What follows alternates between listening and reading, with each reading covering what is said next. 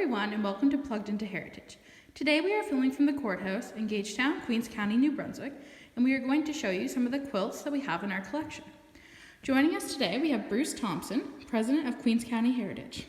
So Bruce, what can you tell us about some of these quilts? Well, thank you, Victoria, and hello everyone. Queens County Heritage, we have approximately 50 quilts in the Heritage Collection that span the period from the late 19th century through until the late 20th century. So we probably have about 150 years of quilts of various shapes, sizes, materials, and a whole variety of different makers.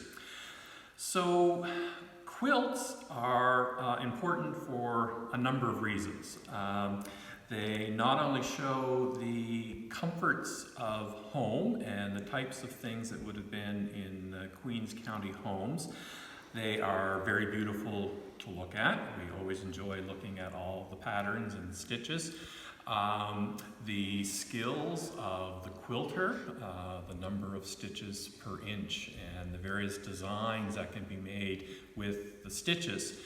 But most importantly, they are one of the few tangible pieces of women's history in museum collections, that they represent not only the skill and talent of the maker, but it gives us an indication of styles of design and what was of interest to particular women in particular parts of the county when they were working on these quilts. So there's a whole variety of significance to these pieces that we have. So we have a few to show you as part of this video, and thought we would start with this spectacular piece. Most viewers will understand that this is what's called a crazy quilt, and these were popular from as early as the 1870s through until the early part of the 20th century. And they're called crazy because of the haphazard piecing that is done within each of the blocks, and the fancy stitches that are used. They're usually made of high quality materials, silks, satins, velvets. They were a showpiece as opposed to something that might have been used every day. This particular work was made in the early 20th century, and it was made by two Jameson sisters from Kings County. And they were milliners, hat makers. And so they made this quilt out of the leftover scraps from the hats that they were making. And this would be the days of the big picture hats that women were wearing, these enormous pieces of headgear that would be made out of a variety of fancy materials. The Jameson sisters promised their minister in Sussex, Edward Shanklin, a quilt when he got married. So he finally got married in 1914, and this quilt, crazy quilt from the Jameson sisters, finally made its way to Reverend Shanklin about 1920 or 1921. And even though it's Kings County made, the Queens County connection is that Reverend Shanklin was the minister at the New Jerusalem United Church for many, many years. And it sat on the end of the bed in the minister's house for many, many years, again as a showpiece. So if we look closely at this piece, you can see a variety of materials, a variety of stitches that are done. This particular one is done in fairly even blocks all around. One of the challenges with crazy quilts, or any garment or piece like a quilt that's made out of these fancy materials, is that they will deteriorate. And some of the silk that's in this quilt is starting to shatter. Silks around the late 19th and into the 20th century were literally made with salt introduced into the fabric. And over time, that salt starts to shatter and eat away at the silk fibers. So there's nothing you can do about it. They just disintegrate over time. So there are some condition issues with this piece. But there are some really interesting pieces of embroidery. Here in the center, I'm not sure if you can get it, Victoria, the yellow stitches that are around, but it almost looks like a Christmas ornament that's included here. Because this piece was made at the time or on the occasion of a marriage, we have 2 wedding rings here. And I'm not sure it might be quite a distance for you to get, Victoria, but we do have a little patch to sort of symbolize the hat makers, who were the makers. Someone holding a top hat right here.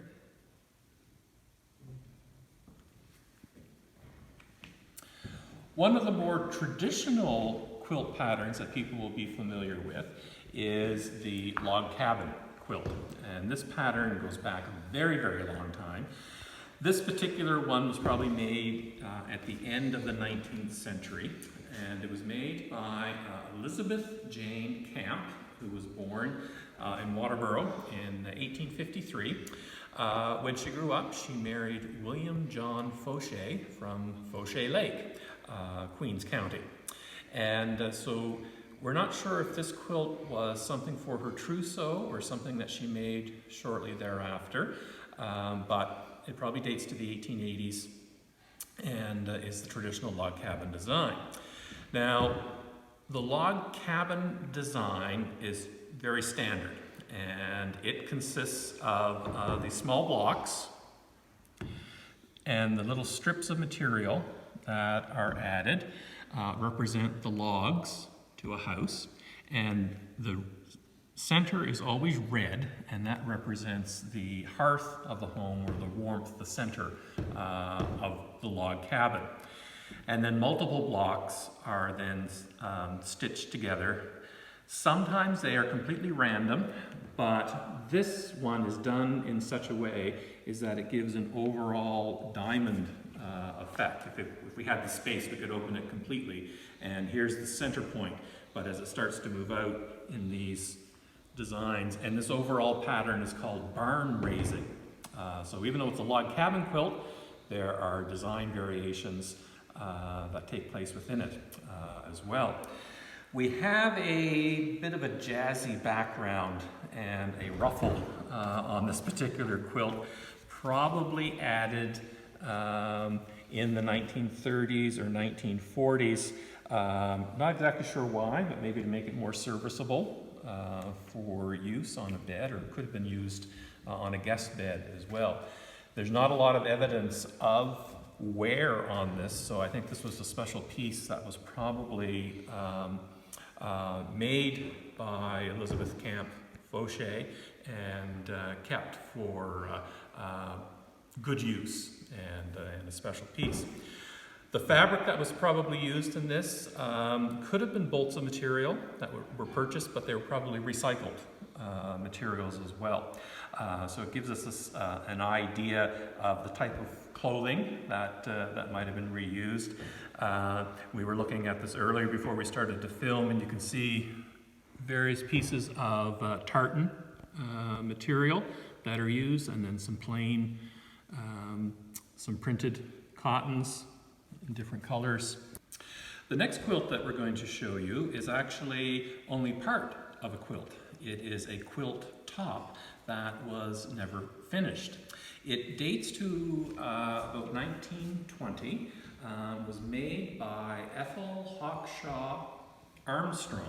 Now, Ethel Hawkshaw was born in Summerhill, which is now out in the Army area, in 1883, and then in 1909 she married, and she would have had, of course, quilts as part of her trousseau when she got married.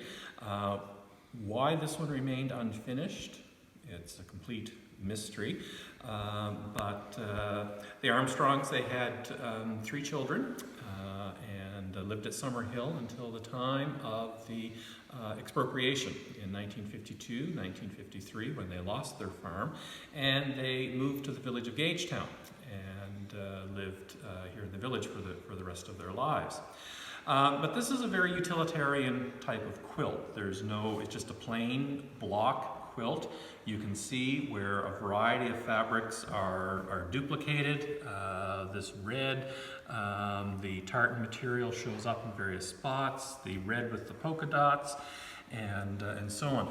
One of the ways that we can date quilts is actually looking at the materials that are used in them. So looking at the materials that we have here, our best guess is that these are materials that look like the fabrics that were available in the 1920s. So therefore that's where we get our date of about 1920 is probably when this was put together.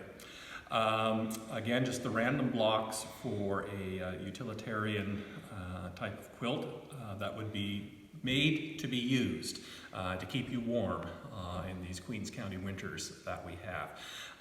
To finish it, it may have been quilted with designs either diagonal across it. It would be hard to say what the quilter had in mind for the actual finishing of this piece. So a lot of work going into this, but not quite the level of work that we're going to see in our next quilt beside it. This is extremely labor intensive for the design, the embroidery that's here, the personal touches that appear throughout this quilt, and the actual quilting itself. I'm not sure on the video if you can see the diamonds, the squares here, the diagonals that are quilted within each of the blocks. And this has some of the finest quilting on any quilt in our collection, meaning the number of stitches per inch. It's very tightly quilted. This piece is a traditional red and white embroidered quilt. We have a couple of others in the Heritage Collection, and they're not particularly unusual, but they do consist of a lot of work. So there were patterns that were available for these, but they could also be personalized as well.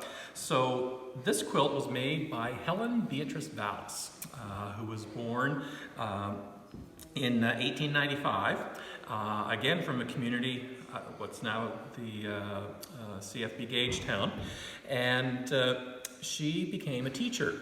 And one of the personal things that she added to this quilt were the names of the schools and the dates where she taught prior to her getting married. So down here in this corner we have Hamilton Mountain, 1914.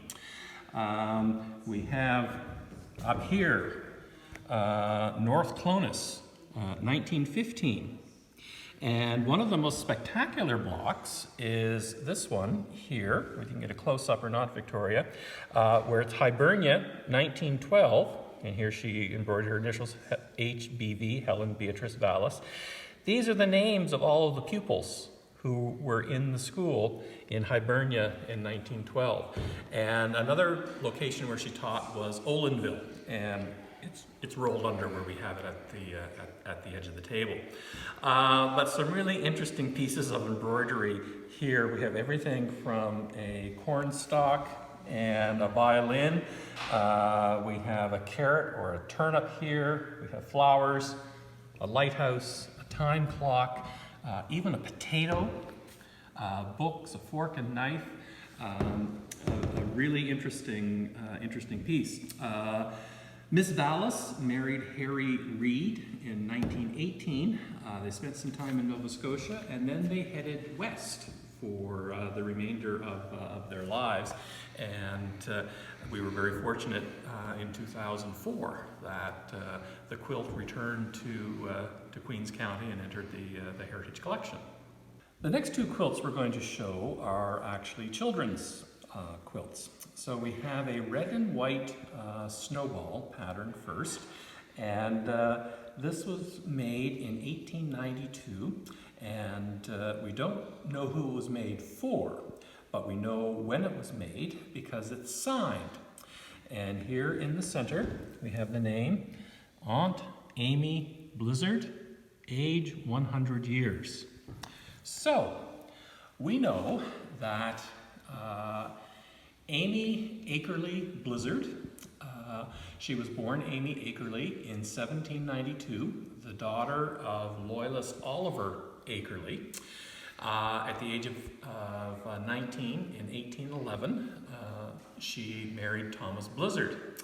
They lived on the Washtenaw Lake, had a family of 16 children, 8 boys and 8 girls.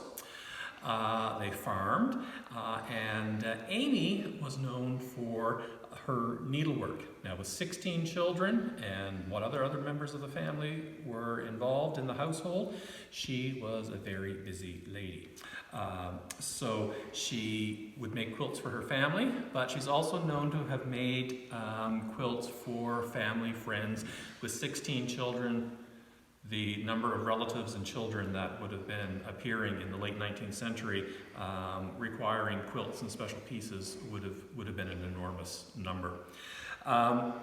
She's a very interesting character because even in her 90s, her family started to have birthday parties for her, which are recorded in the local newspapers. And the newspapers of the day are talking about her turning 92, and then 93, and then 94. There was a celebration, of course, when she turned 100 in 1892. And then she turned 101, and 102, and 3, and 4, and 5, and 6, and 7.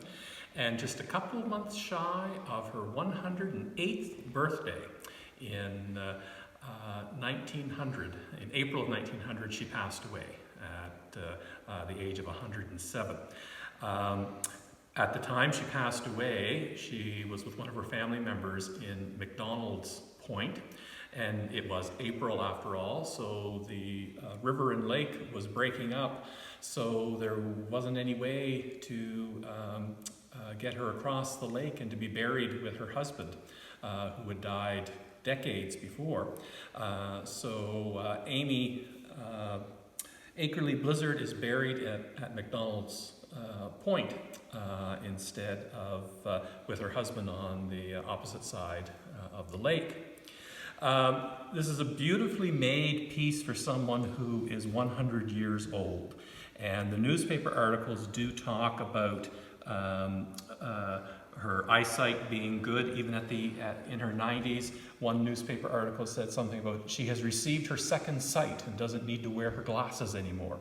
So I'm looking forward to that when I get into my 90s. I don't have to wear my glasses anymore.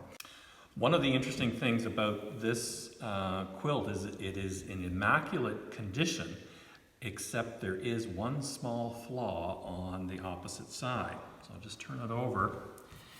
And in the center, on the reverse of where she was embroidering her name, there is a stain. And this is actually a blood stain. So she must have pricked her finger when she was doing the embroidery on the other side. She may have washed it out at that time, and it was perfectly white, but something like that, time will tell. And now, over 130 years later, Aunt Amy's DNA has shown through on the back of this small quilt. The next piece we have is also a child's quilt, not for a baby, but for a child that is a little bit older. This quilt was made in 1903 by Mary Van Wart Giroux for her son, George Giroux, who was born in 1903. And back in the day when pink was for little girls and blue was for little boys, this is the perfect quilt for a little boy with the light blue.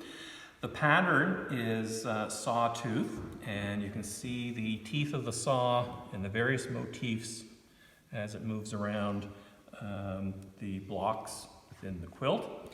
It's quite well made and bound, and the quilting is quite fine. We tend to think that little George Giroux was a very special little boy. He was the only boy in the family. He was also substantially younger than his older sisters, so we think he might have been a bit of a surprise in 1903 for his parents. This is one of the more interesting quilts in the Heritage collection. At first glance, it looks like an ordinary 9-patch quilt, which is beautiful in its own right. But if you look closely, there is an organized pattern to it. And the pattern is actually called Contrary Wife, which is not a very appropriate title in the 21st century, but it is of its time. This quilt was made about 1940.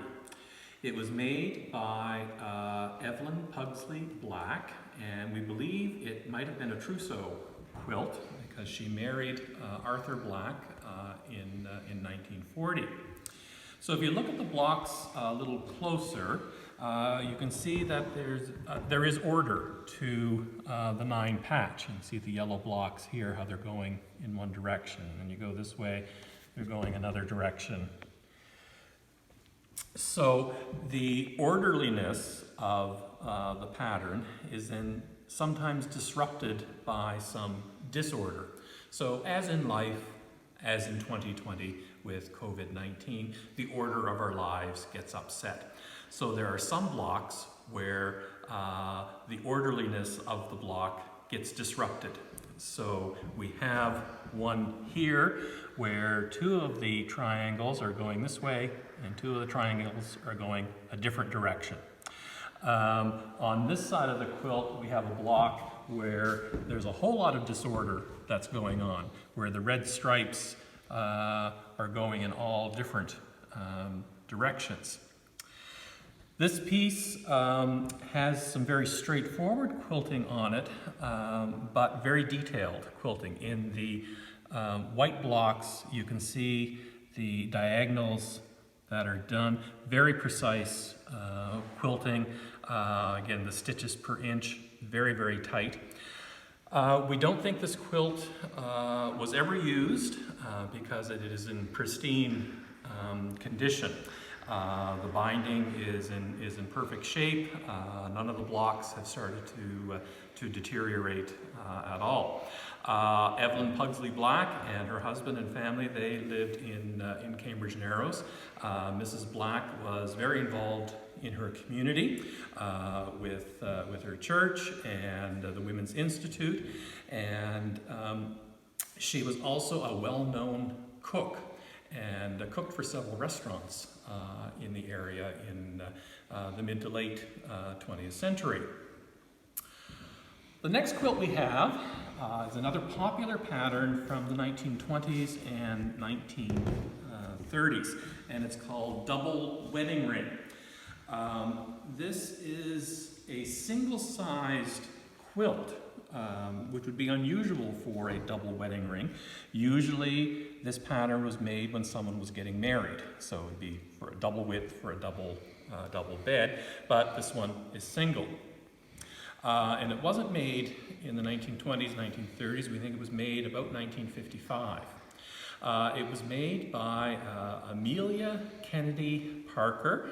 Amelia Kennedy was born in Petersville, and then she married Fred Parker from Pleasant Villa, and that's where she had a large family, and like most farm women, was making quilts. So this one was made about 1955. Again, we can sort of tell by the various materials that are used here, but a quilt that includes circles is very, very challenging to make. And now, in this quilt, some may have stretched because this one has been used. You can tell by the binding, and some of the fabric has started to let go. So it's been used, it has been washed many times. So it may have stretched some of the circles out of shape, but you can see there's some varying shapes within the circles. Some of them aren't perfectly circular.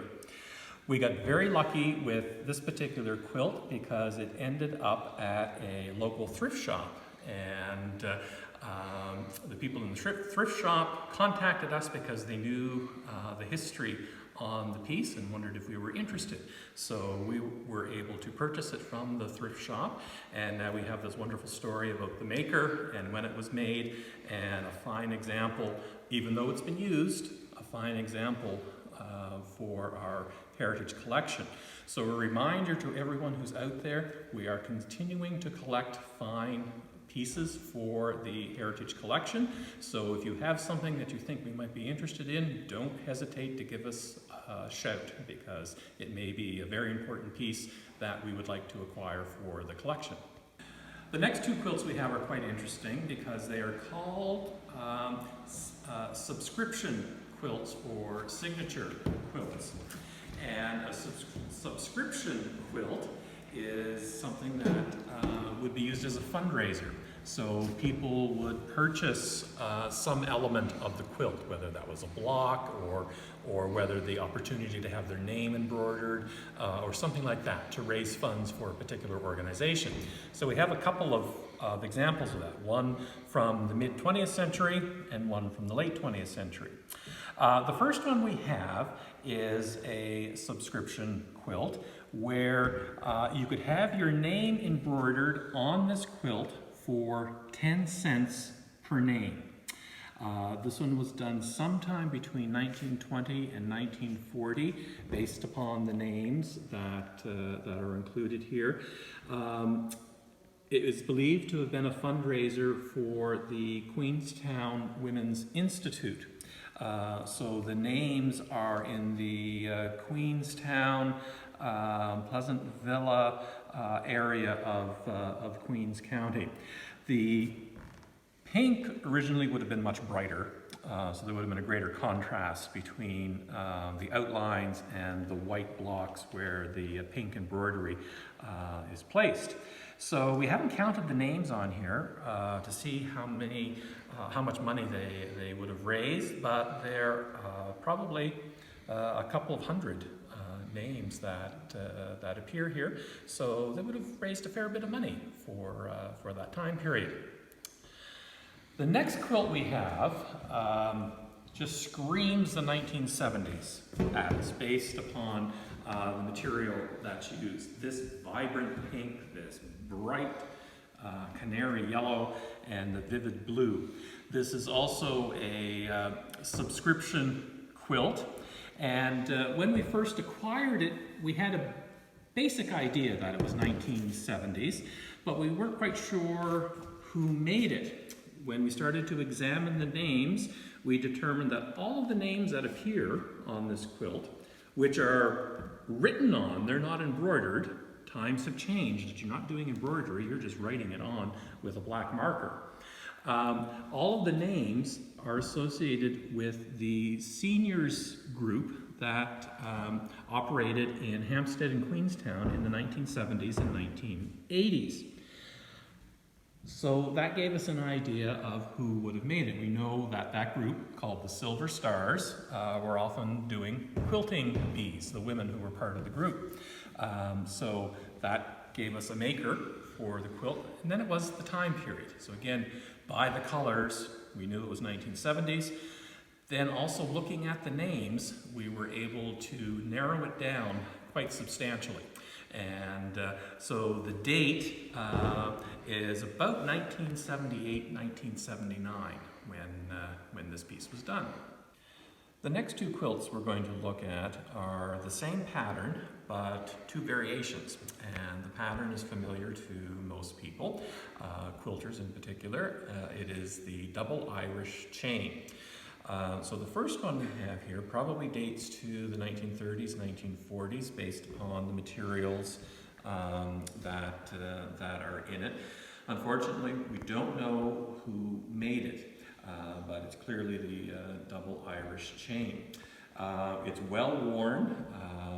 Its condition is stable, but it does have a little bit of staining, and you can tell by the binding that it is quite well worn. So in this variation, printed cotton fabric was used to make up the chains in the pattern. Normally, it is a solid color with a white to show off the chain.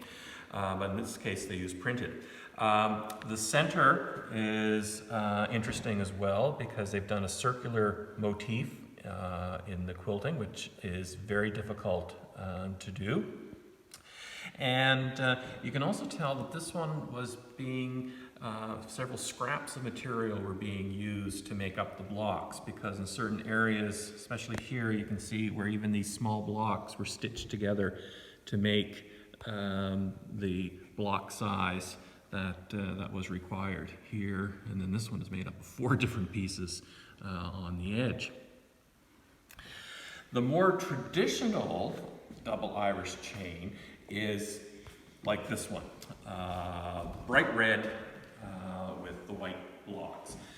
Different colors could be used, but traditionally it is the red and white. This quilt was made between 1890 and 1910, and it belonged to Alice Slip Van Wart from the Hampstead area. Now, Alice was born in 1870, and she married fairly late in life, in 1911, to John Van Wart of the Van Wart Hotel in Evandale, which is now the Evandale Resort. Whether Alice made the quilt or whether it was made by her mother, Martha Jones Slip, is a bit of a question. We do know a bit about her mother, Martha Jones Slip. We do know that she was a needleworker. We know that she was making quilts, was quite talented. It may have either been made by Martha Jones Slip or her daughter, Alice Slip Van Wart. Whoever made it, they were very skilled in what they were doing. The main block that has the red and white squares, there are 25 squares in each block. These are stitched together to make that block. The neighboring block starts out white cotton, but then the red squares are appliqued on the corners. And then when everything goes together, you get the full pattern. We have circles on the other quilt. We have diagonals on this quilt, and making for infinitely more quilting actually on the piece than on the previous one. Again, showing the skill of the maker. And again, very, very fine quilting, the stitches per inch that we've talked about before. The binding is very finely done, and we have what's called mitered corners. And I'll just pick up here to show you what that means. These rounded corners, which are very challenging to do, rather than just doing a straight line corner. The fabric is taken and rounded around the corner, again demonstrating the skill of the quilter. Quilts are always fabulous when you can look at the back and you can see the details of the quilting. And sometimes just the plain white showing the quilting is the most beautiful part of a particular quilt. The last quilt we're going to show you is one of the more modern pieces that we have in the collection, even though it is 53 years old. It was made in 1967 by Edith McAlpin Lacey Webb for Canada's centennial. So it includes the red maple leaf, the centennial emblem from 1967. It has rarely been used, if ever used. It is in pristine condition. So it was something that Edith knew was very special at the time that she made it. The bright white, the bright colors, it has been very, very well cared for. The skill of the maker, of Edith, is spectacular in this quilt. The evenness of all of these maple leaves, and they're appliqued onto the white block. The perfectly even triangles that make up the centennial emblem, and then the spectacular quilting done on the diagonal to make the diamond shapes. And we've talked a lot about stitches per inch. If you look closely at this one, you can see the detail and the evenness of the stitches that are done. So it's a spectacularly made piece.